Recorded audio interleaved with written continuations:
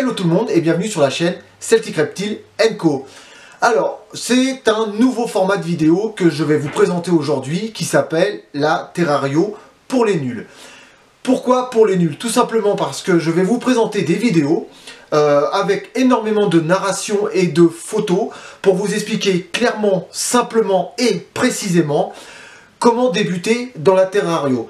Le premier volet qui va être montré dans cette vidéo, ce sera sur comment acquérir son premier serpent, tout simplement. C'est-à-dire du choix de son serpent jusqu'au la réflexion sur telle ou telle espèce et ensuite l'acquisition dans, je dirais, les meilleures conditions possibles, c'est-à-dire avec le bon terrarium, le chauffage, l'éclairage, la décoration, les accessoires, les outils et tout, voilà.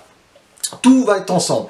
Donc voilà, donc on se retrouve à la fin de la vidéo pour le débriefing et je vous dis à tout de suite. Avant toute chose, il va falloir choisir votre serpent. Savoir si vous voulez un serpent terrestre, tel que le python ou le boa, un serpent fouisseur, tel que l'hétérodon, ou un serpent semi-arboricole, tel que le spilota, ou arboricole, tel que le Morelia viridis, ou les couleuvres asiatiques. C'est vraiment la première chose à faire, vraiment trouver votre reptile. Et moi, je conseille fortement de partir vraiment sur un coup de cœur. Vraiment, le coup de cœur est la base pour vraiment choisir le serpent qui vous convient. L'étape suivante va être de récupérer des informations. Vous avez possibilité de les récupérer par des ouvrages qui sont vraiment ciblés par rapport à l'espèce que vous désirez maintenir. Et je dis, c'est très important de se renseigner en amont. N'achetez pas une espèce comme ça et vous renseignez après. La base, c'est de se renseigner avant. Une fois que vous avez pris ces renseignements, que ce soit par livre ou par une personne passionnée ou autre qui maintient cette espèce, je précise bien qui maintient cette espèce,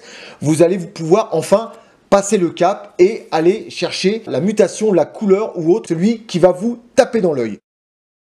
On n'en parle jamais assez, mais il est toujours important de se renseigner sur les lois, les décrets qui sont en vigueur par rapport à l'espèce que vous allez maintenir. Un petit peu de lecture ne fait jamais de mal et au moins vous savez à quoi vous en tenir. Après, vous allez devoir acquérir un terrarium, qu'il soit en bois, en résine moulée, qu'il soit en PVC ou alors qu'il soit en verre. Le principal, c'est de trouver le terrarium qui vous convient esthétiquement et qui soit adapté, bien sûr, à l'espèce que vous voulez maintenir. Ensuite, il va falloir apporter du chauffage à votre serpent, qu'il soit terrestre au sol ou qu'il soit semi-arboricole ou arboricole plafonnier. Donc là, vous allez acheter soit un tapis chauffant ou alors vous allez partir sur un câble chauffant. Surtout, ne dépassez pas un tiers de la surface au sol. Ensuite, vous allez avoir ce qu'on appelle des thermostat de contrôle, donc avec plusieurs systèmes d'affichage. Et ensuite, vous allez obligatoirement poser la sonde qui est fournie avec ce système sur le tapis chauffant, bien sûr, collé au tapis chauffant.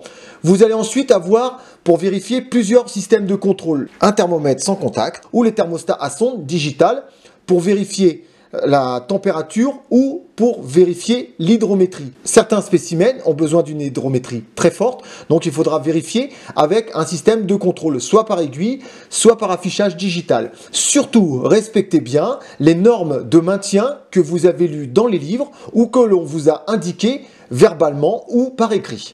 La prochaine étape va être de choisir le substrat de votre bête, que ce soit du coco, du hêtre ou du pin. Le principal, c'est que ça soit adapté à votre reptile et que ça soit aussi un intérêt esthétique pour vous et votre terrarium.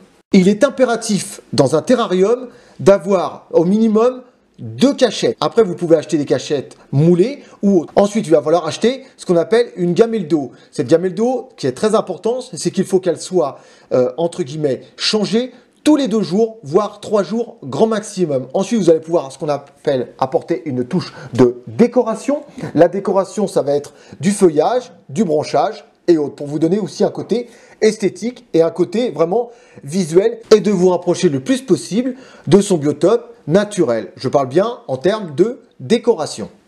Ensuite, nous allons passer à l'éclairage de votre terrarium. Il n'est pas obligatoire, mais bon, vous pouvez l'éclairer avec des LED. Vous pouvez l'éclairer avec un néon, donc qui distribue des UVB ou non, à très faible pourcentage. Par contre, il est interdit de mettre une lampe chauffante pour un serpent qui est terrestre. Ceci n'est pas obligatoire si votre terrarium est bien éclairé avec la lumière du jour. S'il y a une source lumineuse naturelle, vous n'avez pas besoin d'éclairer votre terrarium. La lumière du jour suffira. L'éclairage par LED ou par néon sera uniquement un apport aussi esthétique. Nous allons parler des accessoires indispensables pour tout terrariophile.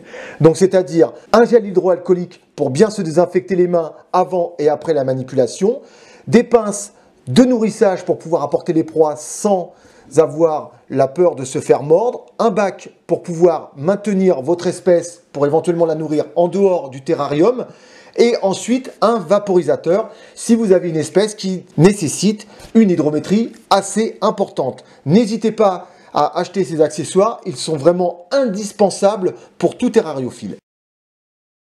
Nous voilà à la fin de cette vidéo, donc si vous avez des questions à me poser, n'hésitez pas, j'essaierai de vous y répondre avec le plus de précision possible. N'oubliez pas le petit crochet. Si vous avez besoin de manipuler des serpents, soit pour vous rassurer ou soit pour montrer aux serpents que vous n'êtes pas une proie. Pour tout ce qui est reptile, c'est de l'observation. Observez vos bêtes, observez vos serpents. Vous seuls saurez si ils ont besoin ou ils manquent de quelque chose ou éventuellement s'ils sont malades. L'observation est très importante dans vos terrariums ou dans vos racks, mais là moi je ne parle que de terrarium. Donc voilà, moi j'espère en tout cas que cette première vidéo pour les nuls aura satisfait surtout toutes vos attentes, et je vous dis donc à la prochaine pour une prochaine vidéo. Donc soit vidéo pour les nuls, soit une vidéo classique. Et sur ce, à bientôt sur la chaîne Celtic Reptile & Co. Bye bye.